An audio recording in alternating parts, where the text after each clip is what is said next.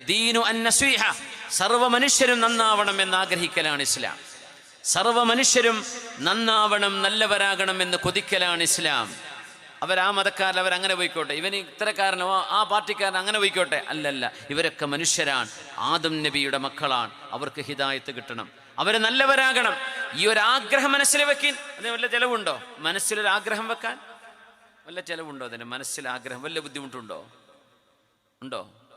ഇല്ല. നമുക്ക് ചെയ്തൂടെ? നമ്മളോടത് ചെയ്യണം എന്നാണ് ഇതുവരെ ഞാൻ ഓതിക്കൊണ്ടിരിക്കുന്ന ആയത്തും ഹദീസും ഇതാ പറഞ്ഞുകൊണ്ടിരിക്കുന്നത്. സർവരും നന്നാവണം, ആരും മോശപ്പെട്ടു പോകരുത്, ആരും അവമതിച്ചു പോകരുത്, ആരും അപമാനിതനായി പോകരുത്, ആരും നാണം കെട്ടു പോകരുത്.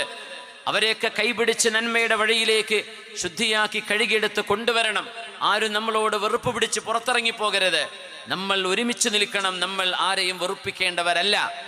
അങ്ങനെയാ മുഅ്മിനീങ്ങൾ ജീവിക്കേണ്ടത്. ആരവിടെ തെറ്റില്ലാത്തവര്? ആരാണ് തെറ്റ് ചെയ്യാത്തവര്? ആരാണ് തെറ്റു ചെയ്യാത്തവർ? നിങ്ങൾ പറയും, മനുഷ്യന്മാരിൽ ആരെങ്കിലും ഉണ്ടോ തെറ്റ് ചെയ്യാത്തവർ? ഇല്ല.